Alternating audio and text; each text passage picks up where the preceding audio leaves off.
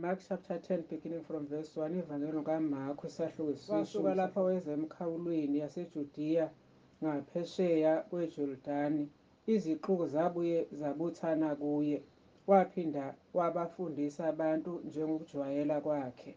Kwase kusondela kuye abaFarisi bambuza ukuthi kuvunyelwe yini ukuba indoda ilahle umkayo, bemlinga.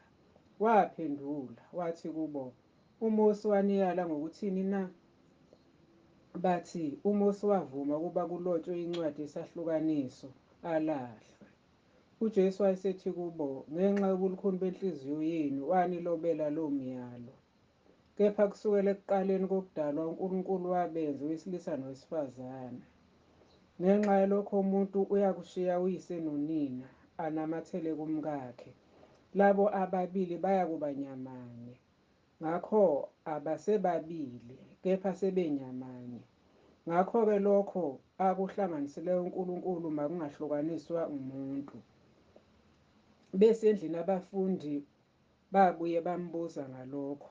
Wathi kubo, yilowo nalowo ulahla umkakhe aganwe omunye uyaphinga kuye.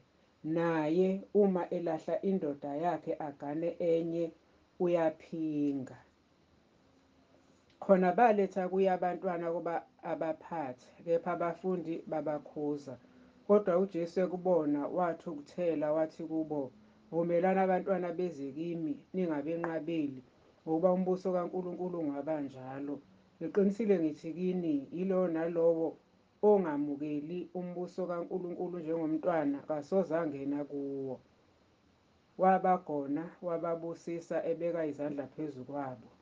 Ekuphumeni kwakhe ukuya endleleni, umuntu wagijimela kuye, waguqa ngamadolo phambi kwakhe, wambuza wathi, Mfundisi omuhle, ngiyakwenzani ukuba ngidle ifa lokuphila okuphakade na?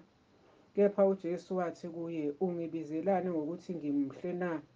Kakho omuhle, munye kuphela, uNkulunkulu. Uyayazi imiyalelo ukuthi, ungabulali, ungaphingi, ungebi, ungafakazi ngamanga, ungamuki umuntu utho, yazisa uyihlo nonyoko. Kepha wathi kuye, Mfundisi, konke lokho ngikugcinile kwasebusheni bami. UJesu wayesembheka emthanda, wathi kuye, usasilelelwe into inye.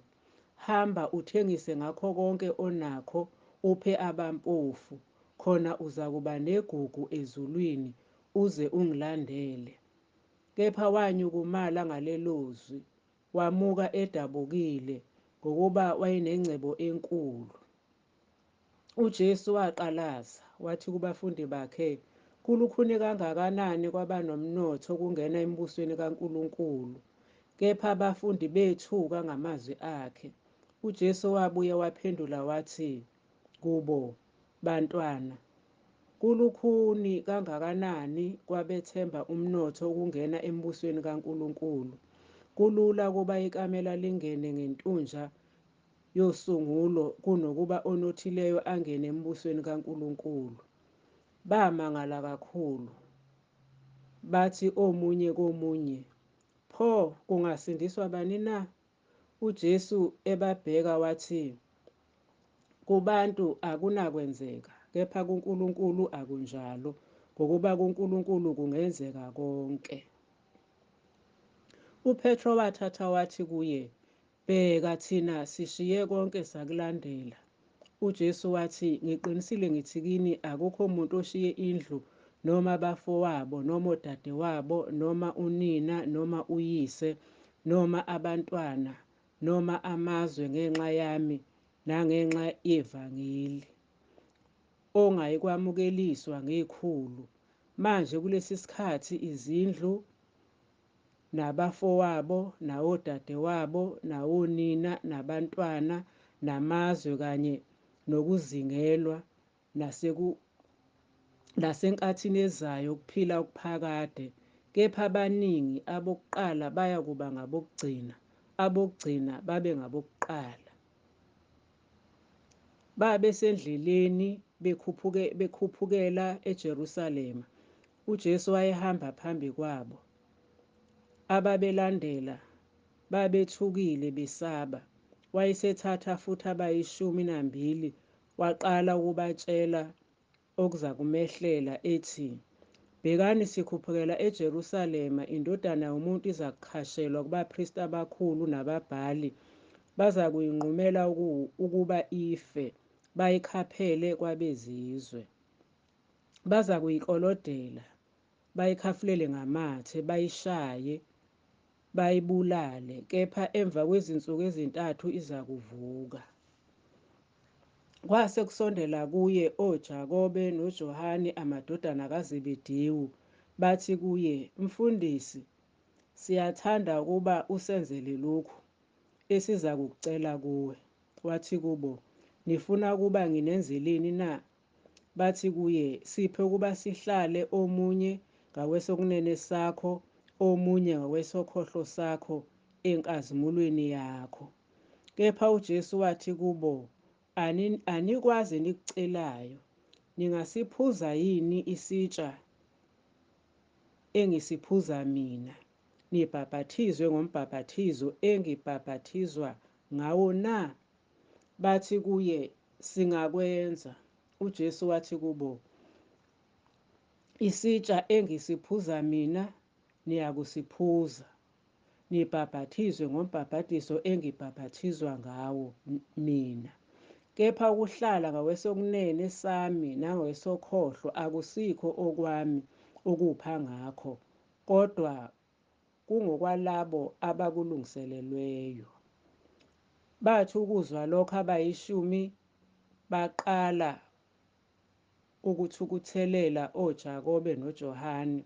UJesu wayesebabiza wathi kubo, niyazi ukuthi abathiwa babusa izizwe bazenza amakhosi phezu kwazo, nezikhulu zazo ziphethe amandla phezu kwazo. Kepha akunjalo phakathi kwenu. Kodwa yilowo nalowo ofuna ukuba mkhulu phakathi kwenu makabe yisikhonzi senu. Nalowo ofuna kuba ngowokuqala phakathi kwenu makabe yinceku yabo bonke. Ngokuba nayo indodana yomuntu ayizelanga ukukhonzwa, kepha ukukhonza nokunikela ukuphila kwayo kube yisihlengo sabaningi. Khona bafika eJerikho. Kwathi esaphuma eJerikho nabafundi bakhe enesixuku esikhulu, indodana kaThimewu, uBhatimewu isinxibi esiyimpumputhe, wayehlezi ngasendleleni. Wathi ukuba ezwe ukuthi nguJesu waseNazaretha, waqala kumemeza ethi, Jesu, ndodana kaDavidi, ngihawukele. Abaningi bamkhuza bathi kathule, kepha wayekhona wamemeza kakhulu ethi, ndodana kaDavidi, ngihawukele. Wayesema uJesu wathi, mbizeni. Bayibiza impumputhe, bathi kuyo, yima isibindi, usukume, uyakubiza. Yayisilahla ingubo yayo yagxuma yaya kuJesu. UJesu washo kuyo wathi, ufuna ukuba ngikwenzeleni na? Impumputhe yathi kuye, Rabuni, ukuba ngibone.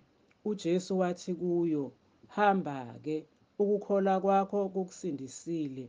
Yayisibona khona lapho, yamlandela endleleni.